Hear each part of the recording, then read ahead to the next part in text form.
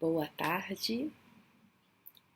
Iremos comentar hoje do livro Caminho do Reino, psicografia de Wagner Gomes da Paixão, em que o Honório vai trazer o trecho incerto no capítulo 1. Todas as operações pertinentes às existências físicas são negócios que o espírito faz em favor do seu desenvolvimento interior no plano de razão e sentimento conjugados, com um único e supremo objetivo: conquistar o reino dos céus.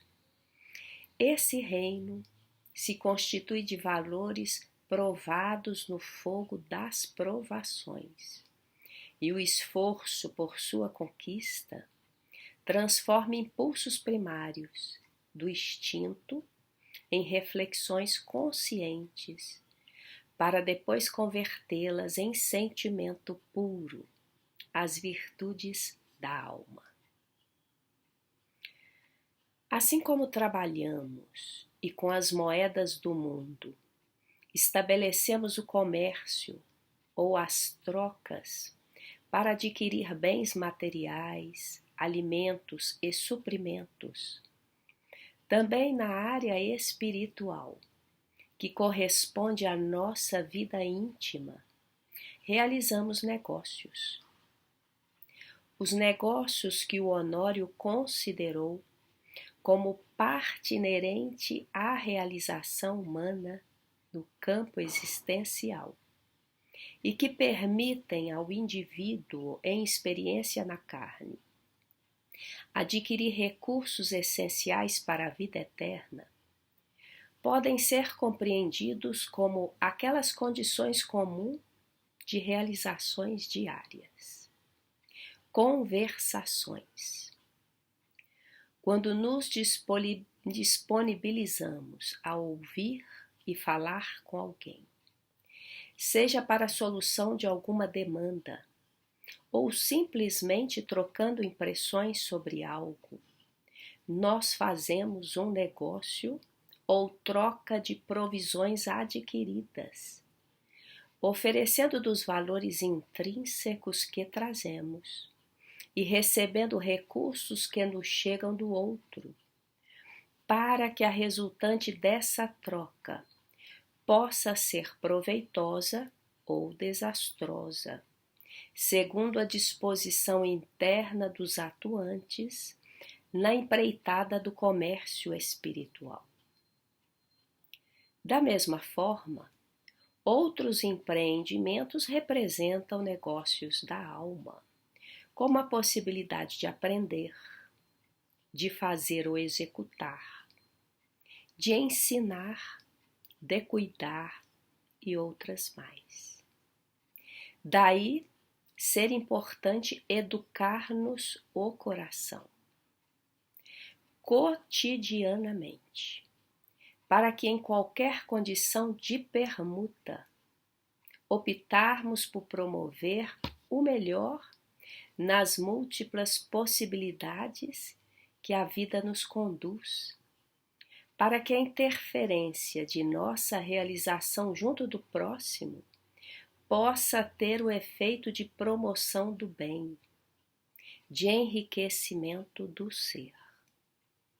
A princípio, nossas trocas ou negócios são configurados como de teor apenas egocêntrico, em que o ego deseja somente para si todos os resultados prazerosos, narcisistas gerados na troca ou nas trocas.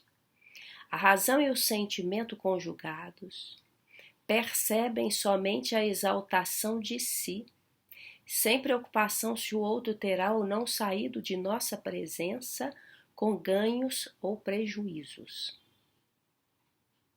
É quando alguém nos procura, trazendo uma grande tristeza, e ao trocarmos com este argumentos e colocações próprias, que lhe levante o ânimo, seria o ideal, Apenas consideramos equivocadamente que faz parte da vida o sofrer, e a resultante é mais tristeza para quem estava nela, e coração vazio para quem não aproveitou o momento de troca.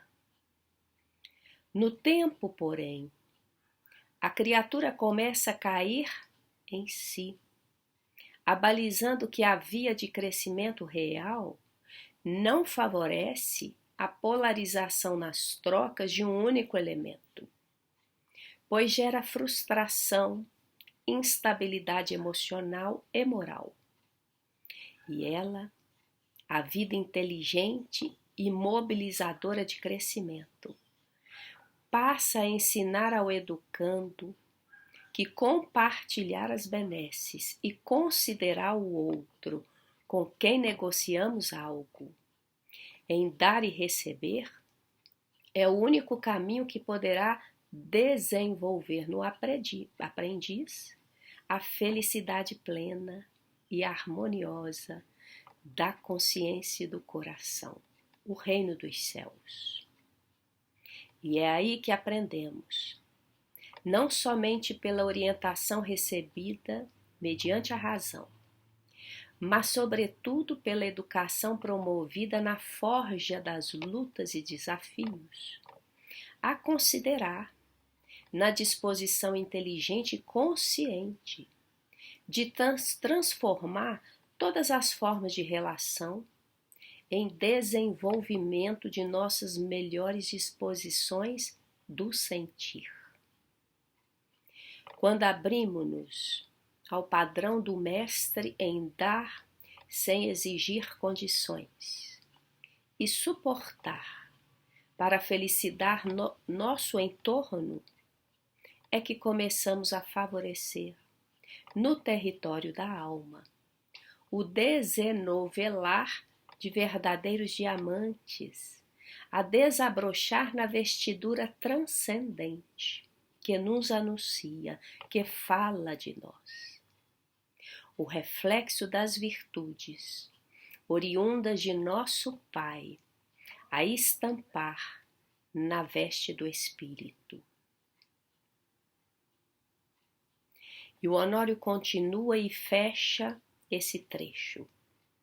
O reino dos céus, portanto, é a resultante das pelejas reencarnatórias, em mundos que oferecem campo para essas operações, assim como a Terra, com seus dois estágios consolidados, o de primitividade, quando a infância do espírito aprende sobre o meio e é induzida a se reconhecer como indivíduo, e o de expiações e provas, em que as concepções de moral autorizam o ser a se reconhecer espírito imortal, regido pela lei de causa e efeito. A terra, cadinho de aperfeiçoamento da centelha eterna, nos propicia a concretização de aprendizados no tempo e no espaço.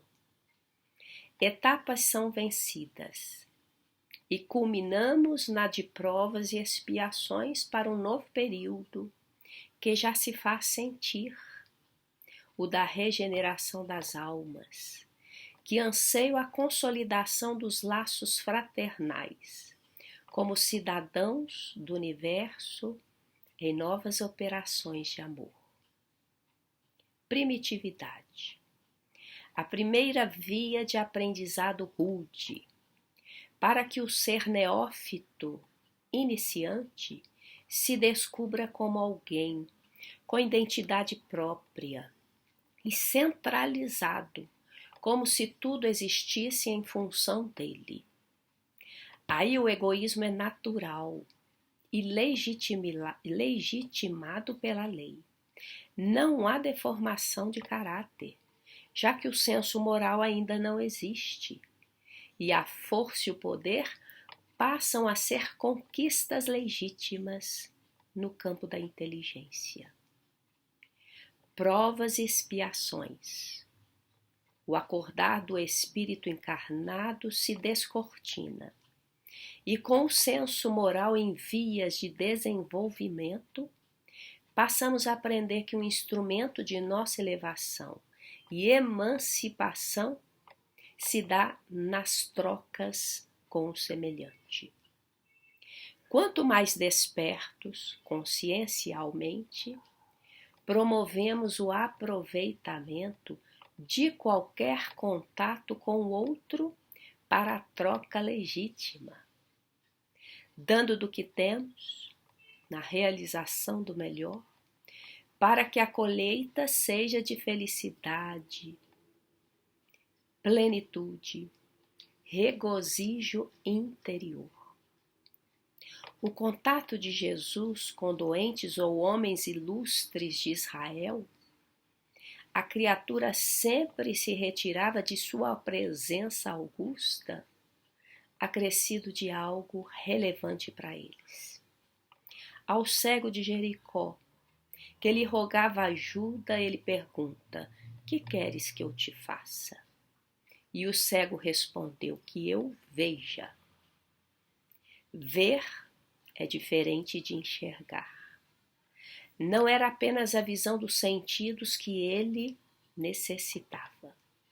Ele precisava de perceber o objetivo da vida, o referencial para não se perder na existência.